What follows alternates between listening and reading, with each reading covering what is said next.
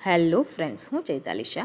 આજે તમારા માટે લઈને આવી છું મોતીચારો પુસ્તકમાંથી એક વાર્તા, જેનું નામ છે ભગવાન સાથે ભોજન. એક નાનકડા બાળકે એક વખત પોતાની નાનકડી બેગ તૈયાર કરવા માંડી. એમાં એણે ચોકલેટ્સ ભરી, 2-4 પેકેટ્સ બિસ્કિટ્સના નાખ્યા, એકાદ વેફર્સનું પેકેટ પણ લીધું. એની મા પાસે માંગીને નાનકડા લંચ બોક્સમાં 2-3 થેપલા તેમજ અથાણું ભર્યું. પાણી માટે વોટર બેગ ભરી. માતાને નવાઈ લાગી. બાળક તો ચૂપચાપ બધું પેકિંગ કરી જ જતો હતો. માતાથી હવે ન રહેવાયું. એણે પૂછ્યું, શું કરે છે બેટા? ક્યાં જવાની તૈયારી કરે છે? ભગવાનને મળવા જાઉં છું, ગંભીર મુખમુદ્રા સાથે બાળકે જવાબ આપ્યો. માને હસવું આવ્યું. એને થયું કે ક્યાંક બાગ બગીચામાં રમવા જતો હશે, અથવા તો એની જેવડા બાળકો સાથે પિકનિકનો પ્રોગ્રામ બનાવ્યો હશે. એણે ફરીવાર પૂછ્યું, પણ બાળકે તો એ જ જવાબ આપ્યો. માએ ગંભીરતાથી ન લીધો. બાળકે વોટર બેગ ખભે લટકાવી, પોતાની બેગ પીઠ પર બરાબર બાંધી અને એ તો ઘરેથી ઉપડ્યો. એના ઘરથી થોડીક દૂર એક જાહેર બાગ હતો. ત્યાં પહોંચતામાં તો બાળક થાકી ગયો. થોડીક વાર આરામ કરવાનો વિચાર કરીને એ એક બાંકડા પર બેઠો. હવે એ જ સમયે એ બાંકડાના બીજા છેડે એક ઘરડો ભિખારી બીજી તરફ જઈને બેઠો હતો. ત્યાં ઉડતા પંખીઓ એ જોઈ રહ્યો હતો. બાળકને ભૂખ પણ લાગી હતી. એણે પોતાની બેગ ખોલી. થેપલું કાઢીને મોંમાં મૂકવા જ જતો હતો, ત્યાં જ પેલા ઘરડા માણસે એની સામે જોયું. એના મોઢા પરથી એ ઘણા દિવસનો ભૂખ્યો હોય એવું લાગતું હતું. બાળકે થેપલાવાળો હાથ પેલા ભિખારીની સામે લાંબો કર્યો. ઘરડા ભિખારીએ થેપલું લઈ લીધું. પછી એ બાળકની સામે જોઈને આભારવશ હસ્યો. ઘણા દિવસે ખાવાનું મળ્યું તે માટેના આનંદ અને બાળક તરફની કૃતજ્ઞતાથી ભરેલું એ હાસ્ય બાળકને પણ ખૂબ જ ગમ્યું. એને કંઈક ન સમજાય તેવી ખુશી થઈ. ભિખારીએ થેપલું પૂરું કરીને બાળક સામે જોયું. એ ફરીથી હસ્યો. બાળકને એના હાસ્યમાં મજા આવી ગઈ. એણે ફરીથી થેપલું આપ્યું. ભિખારીએ ફરીથી થેપલું લઈ લીધું. પછી તો આ ઘટનાક્રમ આમ જ ચાલ્યો. બાળક ભિખારીને પોતાની બેગમાંથી કંઈક ખાવાનું આપે અને એ ખાય. ભિખારી સરસ મજાનું હસે. એમ કરતાં સાંજ પડી ગઈ. બાળક કે ભિખારી બેમાંથી કોઈ એક શબ્દ પણ નહોતું બોલ્યું. હાસ્ય જ બંને વચ્ચેની પરિભાષા હતી. બેગમાં ભરેલા થેપલા, બિસ્કિટ્સ, પાણી વગેરે બધું જ ખલાસ થઈ ગયું. થોડુંક અંધારું થયું.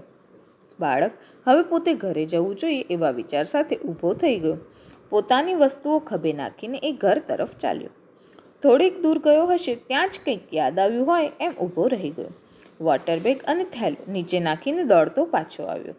બાંકડા પાસે જઈને પેલા ભિખારીને એ વળગી પડ્યો. એના ગંદા ગાલ પર એક પપ્પી કરી. પછી દોડતો દોડતો પોતાની વસ્તુઓ લઈને ઘર તરફ ઉપડ્યો. પોતાને આવડે એવા ગીતો લલકારતો અને આનંદથી ઠેકડા મારતો એ ઘરમાં દાખલ થયો. એની માતાને એનો અદ્ભુત આનંદ જોઈને આશ્ચર્ય થયું. એણે પૂછ્યું, એલા મુન્ના, આ 2-3 કલાક તું ક્યાં ગયો હતો? અને હા, હું તો પૂછતા જ ભૂલી જાઉં છું, તને ભગવાન મળ્યા કે નહીં? હા માં, ભગવાન મને બગીચામાં જ મળી ગયા. માતાના આશ્ચર્યમાં વધારો થયો. એણે ફરીથી પૂછ્યું, શું કહ્યું? તને બગીચામાં ભગવાન મળ્યા? હા માં, સાચું કહું છું, ભગવાન મને બગીચામાં મળી ગયા. મેં અને ભગવાને સાથે બેસીને નાસ્તો કર્યો. માં, એક વાત કહું? ભગવાન જેવું સરસ હસતા મેં આજ સુધી કોઈને પણ જોયા નથી.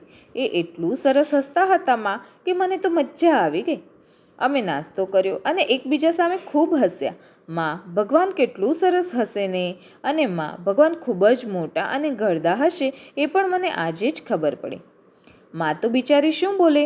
હા બેટા, એટલું કહીને એ આશ્ચર્યથી જોઈ જ રહી.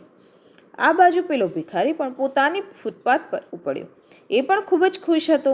એ લહેરથી ગીત ગણગણતો હતો. એને આટલો આનંદમાં જોઈને બાજુવાળા ભિખારીથી પૂછ્યા વિના ન રહેવાયો. એણે કહ્યું, કેમ લ્યા, આજે કંઈ મોટો દલ્લો ભીખમાં મળી ગયો છે કે શું? આટલી બધી ખુશી કઈ વાતની છે? ભીખમાં ખૂબ પૈસા આવી ગયા છે કે? આજે તો મેં ભીખ જ નથી માંગી, ભિખારી બોલ્યો. તો પછી આટલી બધી ખુશી શેની છે? બીજા ભિખારીનું આશ્ચર્ય હવે વધ્યું. આજે મને બગીચામાં ભગવાન મળી ગયા હતા, પેલો ભિખારી બોલ્યો. પણ એ આટલા નાનકડા હશે એ મને પહેલી વખત ખબર પડી. પછી ખુશીથી એણે આકાશને ભરી દેતું ખડખડાટ હાસ્ય કર્યું. મિત્રો, આખા દિવસમાં આપણને ભગવાન કેટલી વખત મળતો હશે નહીં? અને આપણે એને ઓળખી પણ નહીં શકતા હોઈએ. એકાદ નાનકડું લાગણીભર્યું કૃત્ય પણ ભગવાનનું જ કૃત્ય છે. એક કાળજીભર્યા હાથના કોમળ સ્પર્શ પાછળ રહેલા ઈશ્વરને આપણે ઓળખીએ તો કેવું? ચાલો મિત્રો, આજે આટલું જ.